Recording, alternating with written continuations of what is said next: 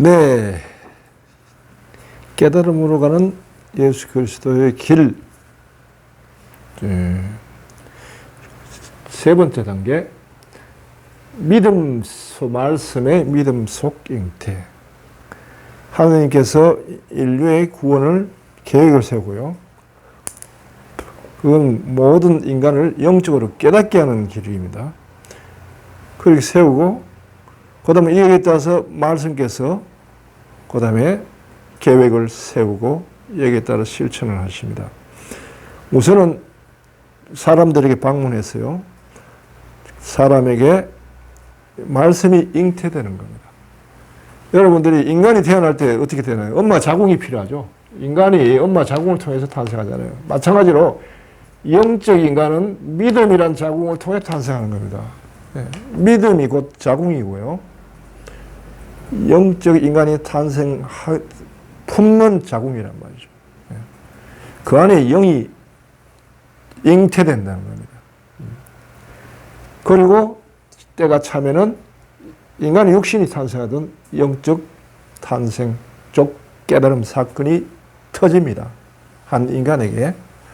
자, 이게 확실한 길입니다. 이 길이. 그래서 이제 여기 보면은 이 자궁하는 게 이게 믿음이 곧 자궁이다. 그런데 성모 마리아는 믿음을 상징하시는 분이에요. 성모 마리아는 믿음을 상징하는. 그러니까 성모 마리아를 어떤 쪽에서 보니까 뭐 예수만 존중하고 성모 마리아를 무시하던데, 그거는 자궁 필요 없다는 사람하고 똑같아요. 자기가 태어나는데.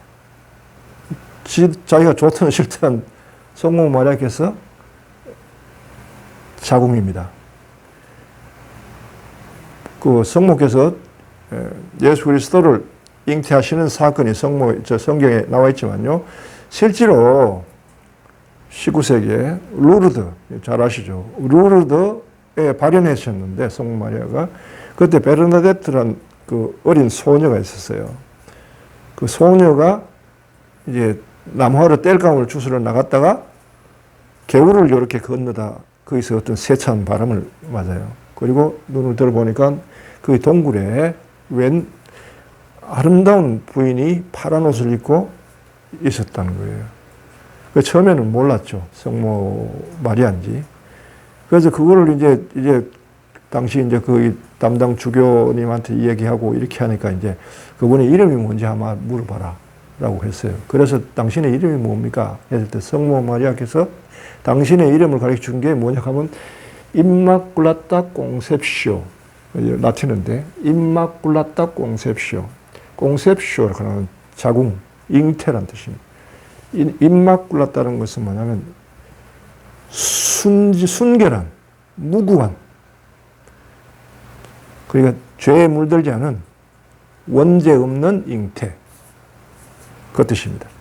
당신이 본인이 원죄 없는 잉태, 즉 영을 낳는, 영적 인간을 낳는 어머니 자궁이란 이야기 하신 거죠.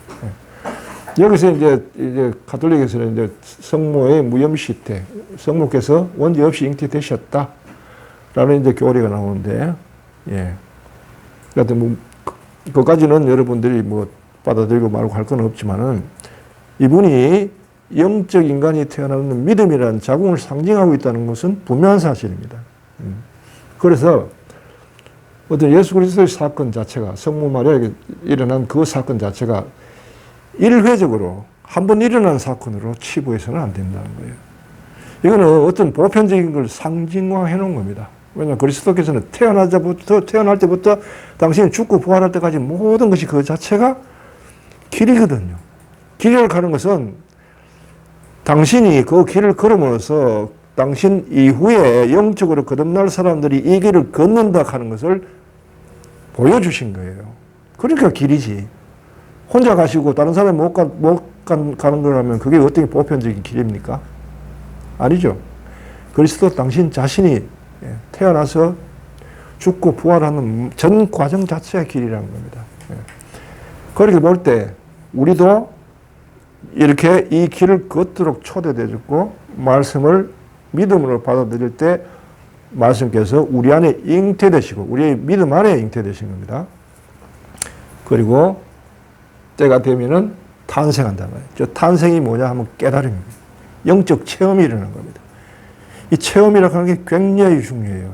이게 여러분들이 영성생활 하는데. 예. 하나의 그 성공한 사례, 체험이 있고 없고에 따라서 그 이후에 사람들이 명상할 때 힘을 받고 못 받고 결정적으로 좌우합니다. 저 체험이 있는 사람과 없는 사람의 달려나가는 속도가 다른 거죠. 예. 그래서 반드시 영적 체험이 일어나야 됩니다. 일어나야만 저로부터 에너지를 받고 저로부터 질문을 받고 평생을 좌우하는 화두를 받고 그 다음에 에너지를 받고 한결같이 지치지 않고 나갈 수 있죠. 그렇게 만드는 길이 예수 그리스도의 길입니다. 자, 그러면은 자, 이 사건은 지금 성경을 통해서 지금 쭉 이야기해 왔어요. 그럼 오늘날은 어때요? 자, 성서에는 기록되어 있습니다. 예수께서 2000년 전에 오신 기록이에요. 그러면 당신께서 죽고 부활하시고 하늘에 성천하시고 끝? 그럼 어떻게 되는데? 그 이후의 사람들에게는 예수님은 어떻게 관계하시느냐? 하나님의 계획은 그때 끝나버린 건가요? 한번 그렇게 하고? 예? 영화 끝났습니까? 그렇지 않다는 게 계속되는 거예요. 당신은 뭘로 활동하셔요? 말씀으로 활동하시는 거예요. 지금도. 여기 중요한 건 뭐냐? 살아계신 하나님. 지금 또 활동하시는 하나님의 중요성이 나오는 겁니다.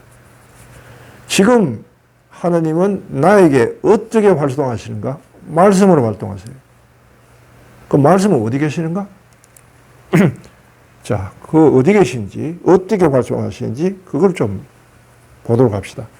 창세기 22장에 보면은 아브라함이 이삭을 제물로 바치는 사건이 나옵니다. 하나님께서 아브라함에게 네 아들, 외아들 이삭을 번제물로 바쳐라 라고 이야기합니다. 이거는 이미 예약된 겁니다. 하나님과 아브라함이 계약할 때 할례를 하잖아요. 할례는 자신의 중심을 자른다는 것이고 달리 하면 하나님을 자신의 중심으로 모신다는 뜻이에요. 그러므로 아브라함이 가진 모든 첫째 것, 아들은 맏아들, 짐승은 맏배, 이건 모두 하나님 몫이에요. 인간 노터치입니다. 언제든지 요구를 할 수 있어요. 네 맏아들을 바쳐라 요구를 할 수 있어요. 인간이 괴로우니까 그걸 대신해 준 거예요. 다른 걸로 짐승을 대신해서 바쳐라. 이게 계약이니까 뭐 옳으니 그러니 이야기할 거 없죠. 그러다 싶으면 계약 안 하면 되는 거니까. 계약이니까. 계약은 항상 당사자끼리 자 이렇게 한다. 오케이? 오케이. 그러면 계약이 되는 거예요. 예? 신이니까 무조건 이거 지켜. 하느님은 그렇게는 하시지 않는다는 거죠. 자 이렇게 해서 이제 이삭을 바치라 했을 때 막상 하느님과 계약은 그렇게 했지만 아들 이삭 애지중지 정말 눈에 넣어도 안 아프지 않을 그런 아들을 바치려고 하니까 정말 눈앞이 캄캄했을 거예요. 그렇지만은 아브라함은 계약을 이행합니다. 아들을 바치죠. 아들을 바치러 산꼭대기에 올라가서 아들을 묶어놓고 이제 번제사를 지내려고 막 죽이려는 순간 하나님이 막죠. 아브라함아 됐다. 그만해라. 그 아이에게 손을 대지 마라. 네가 나를 얼마나 공경하는지 내가 이제 봤다. 충분하다. 하면서 다른 것 그때 보여주셔요. 그 아들을 대신 할 번제물. 눈을 열어서 보여줬는데 그 번제물은 아브라함이 올라가서 거기에 있었어요. 그러나 그때 아브라함은 눈이 닫혔기 때문에 보이지 않았던 거예요. 눈이 열리자 보였는데 순양이 뿔을 덩굴에 이렇게 걸고 있는 모습을 하고 있었던 거예요. 덩굴하고 같았기 때문에 구분이 안 되는 거예요. 예. 덩굴, 예. 순양들, 양들은 잘 때 그 뿔을 이렇게 덩굴에 이렇게 걸고 잔다고 하죠. 예. 밤에 이제 사나운 짐승으로부터 자기를 보호하는 방식인데, 불교에도 영양괴각이라는 그 화두가 있습니다. 예. 영양이 뿔을 걸 때와 영양이 뿔을 내려올 때 그 소식이 어떤가 하고 그렇게 물어요. 자, 그렇게 이제 뿔을 걸려서 평소에는 안 보였던 것이 눈에 보이는 겁니다. 이건 뭐냐 하면요. 등불은 뭘 상징하냐 하니까 우리 안의 생각입니다. 생각 속에 그리스도께서 뿔을 걸어놓고 계신다는 걸 상징하는 겁니다. 그래서 그분이 말씀이신 거예요. 말과 말씀의 차이는, 말은 우리가 말을 많이 하죠. 말은 이런 말 저런 말 생각나는 대로 말을 합니다. 추측하기도 하고 예측하기도 하고, 학자들은 이런저런 데이터를 해가지고 결론을 내서 말하기도 하고, 그게 맞는지 안 맞는지는, 그게 되는지 실제로 증명이 돼야죠. 학문적으로는 증명이 돼야 그게 진리로 되잖아요. 마찬가지로 말과 말씀의 차이는, 말씀은 그대로 이루어지는 겁니다. 이루어지지 않는 것은 말씀이 아니다. 어떤 생각을 했는데도 생각대로 그대로 하니까 그대로 이루어졌더라? 그러면 그거는 그 생각은 내 생각이 아니라 그 생각 속에 뿔을 걸치고 있는 말씀입니다. 그런 걸 경험하고도 그게 말씀인 줄 눈이 닫혀 있으면 못 본다는 겁니다. 그런데 보는 사람에게는 어떤 혜택이 있느냐? 죽음을 면하는 겁니다. 죽음을 패스오브하는 거예요. 패스오브.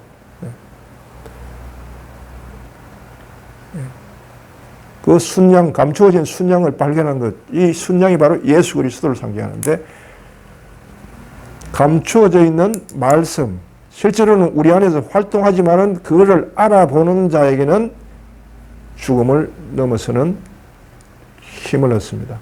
부활의 힘을 얻는 겁니다. 그래서 굉장히 중요합니다. 이 아브라함에게도 이 소식이 굉장히 중요한 겁니다. 그래서 이제 아브라함이 영적으로 눈을 완전히 떴다는 이야기죠. 그리스도를 봤다는 거죠. 자, 그래서 이제 오늘날에 이제 말씀은 우리에게 생각으로 오십니다. 어떤 생각들은 이렇게 해놓고 딱 됐잖아요.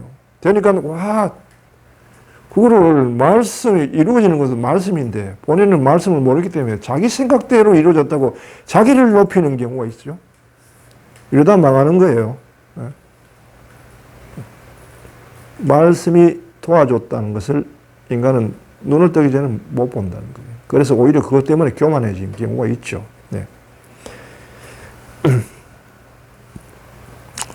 그래서 말씀은 몰종적으로 보이지 않게 활동하신다. 지금도 활동하신다. 그리고 말씀을 방문하는 것을 파루시아라고 이야기합니다. 파루시아라고 하면 이게 무엇의 합성을 하면 우시아라면은 최고의 원리, 철학에서 우시아, 그리스 철학의 최고의 원리, 제1원리, 어떤 근원, 뭐 이런 것이 우시아죠. 파루시아 하면 로마 시대 때 이제 나온 말인데, 파루시아라고 하면 황제가, 최고의 권위자가 파르하는 것은 뭘 통하여, 황제를 통하여 뭐 이런 뜻인데, 황제가 어떤 지역을 방문할 때 그 방문을 파루시아라고 그랬죠. 그러면 황제가 어떤 지역을 방문하면 그 지역에 어떤 일이 일어날까요? 그 집에 소원이 이루어질 거 아닙니까? 뭐든지. 그래, 내가 여기 방문했는데 여기 원하는 게 뭔가 할 때, 그때 그 마을에서 다리를 좀 놔주십시오. 전기를 좀 놔주십시오. 하면 곧바로 이루어지는 거예요. 거치지 않고. 당장 아무개 장관 이리 오시오. 그 도지사 일로 와요. 이렇게 이러는데 이거 처리하시오. 그러면 즉각적으로 끝나는 거죠. 그게 바로 파루시아인 겁니다. 파루시아. 말씀이 방문할 때는 말씀이 대로 그대로 행하면 즉각 이루어진다는 겁니다. 옛날에 그런 이야기 있죠. 김일 선수가 박정희 대통령 시절에 그분이 거금도 출신이잖아요. 전라도 그 고흥 밑에. 그래서 이제 레슬링으로 유명했죠. 어릴 때. 김일 레슬링 가면 그거 보느라고, 그때 옛날 TV도 없는 시절에 그냥 동네 그냥 TV 하나 있으면 그 집 아들 살살 달래고 꼬셔가지고 TV 보러 가고 저녁에 그랬는데, 그때 김일 선수가 이제 레슬링으로 막 이름을 떨치고 일본 선수, 미국 선수 깨고 뭐 이렇게 하니까 이제 대통령이 불렀어요. 김일 선수한테. 그러면서 이제 원하는 게 뭐냐라고 하니까 김일 선수가 그걸 우리 섬에 전기를 넣어달라고 했어요. 그래서 전기가 들어왔어요. 그때 전기가 거금도에. 그런데 나중에 그런 이야기 하셨대요. 김일 선수가. 아, 그때 그 전기를 넣어달라는 그 부탁을 말고 다리를 넣어달라 했어야 됐는데. 왜냐하면 다리를 넣으면 전기는 저절로 따라 들어오잖아요. 그 다리가 나중에 놓였잖아요. 거금도, 소록도에서 거금도로 연결하는 다리. 예. 몇십 년 후에 이제 이거 놓이게 됐죠.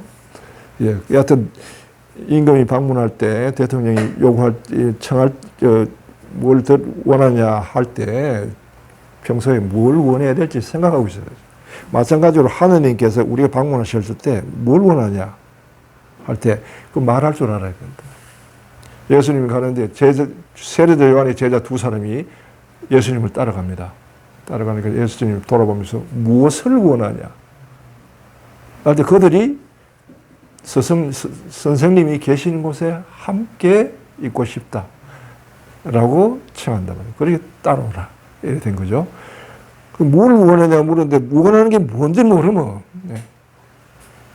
좋은 질문이 좋은 답을 얻는다고. 항상 내가 뭘 원하는지를 알고 있어야 되거든요. 자기가 파악돼야죠. 그것도 굉장히 중요한 겁니다. 깨달음을 가는 데는.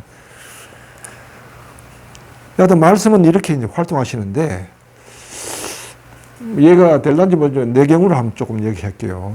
이게 나는 이미 이제, 하느님을, 아버지를 체험하고 이제 22살 체험했죠. 그럼 이제 그 위에 이제 수도원에 들어가서 수도원 생활을 하면서 이제 여러 가지 이제 그 영전술이라는 그런 명상,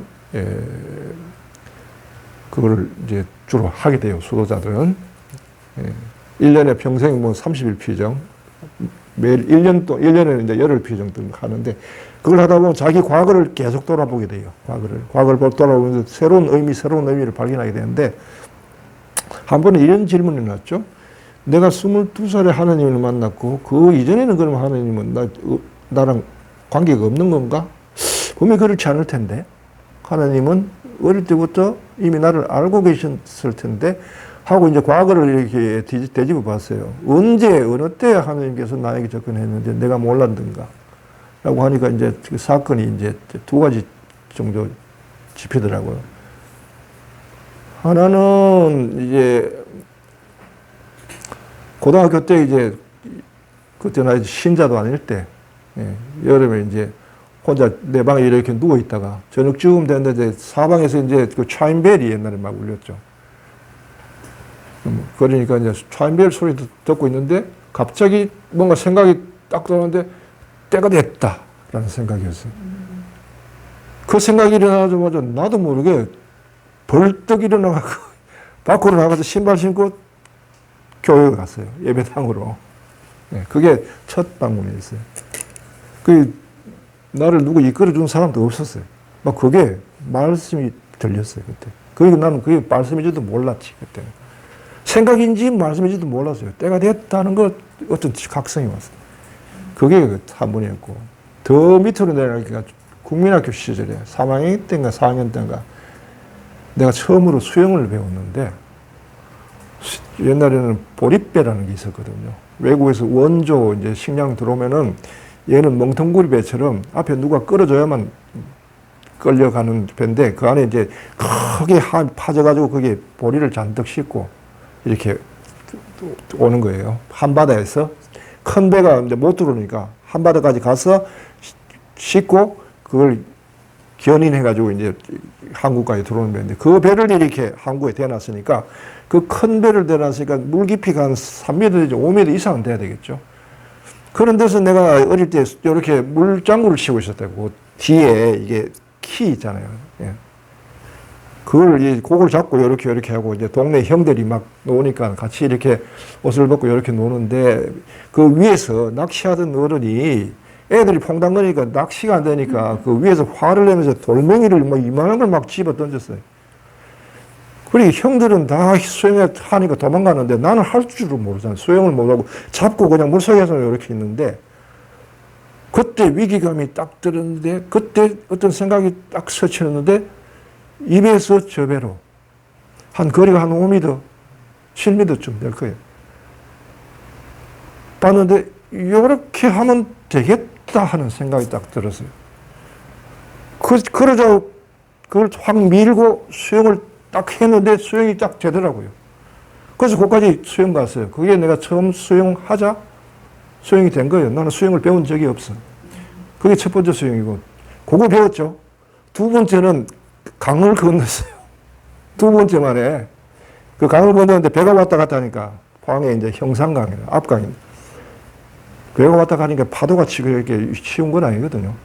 그런데 그거를 두 번째 그 수영하고 한 7m 가고 그 다음에는 강을 건너왔어요. 갔다 왔어요. 그게 수영을 배운 게 처음이자 마지막이었어요. 배우지도 않고 수영했죠. 그때 나에게 들었던 그 생각, 그 상황에서 두려움도 없고 하면 되겠다 하는 그 생각만 있었고 확신을 가지고 했는데 그대로 된 게 그때 말씀이 나에게 작용한 때가 라는 걸 이제 나중에 이제 알게 됐죠. 이처럼 말씀이 우리에게 작용할 때 주로 보면은 어린 시절, 초, 중, 고등학교까지 그 어린 시절, 청소년기까지 그 순수한 시절에 오히려 말씀이 우리에게 작용한 경우가 많고요. 그 케이스가 아마 많은 사람들이 말씀이 본인에게 작용했는데도 모르고 있는 경우가 굉장히 많다. 그걸 알면 거기서부터 출발할 수 있는 거예요. 거기서부터. 이미 한 번 그 경험을 한 사람은 말씀을 받아들였기 때문에 말씀과 관계를 가지는 거예요.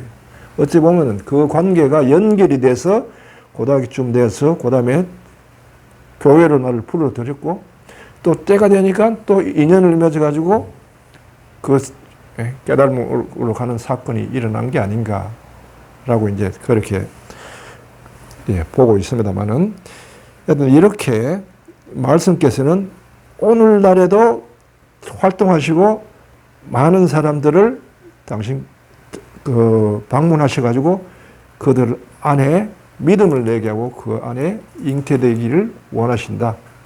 그리하여 오늘날에도 당신께서는 구원 사업을 계속 하고 계신다. 이게 이제 굉장히 중요한 점입니다. 그래서 주기도문에 이런 게 있죠. 아버지의 뜻이 하늘에서 같이 땅에 이루어지시고 그 나라가 이 땅에 이루어지소서.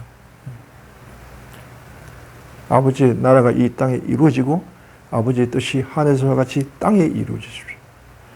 하늘나라가 이렇게 말씀을 통해 믿음을 통해 가지고 말씀이 땅에 내려오면서 이 땅에서 이루어졌다는 거예요. 이런 신앙이 본질적인 신앙입니다.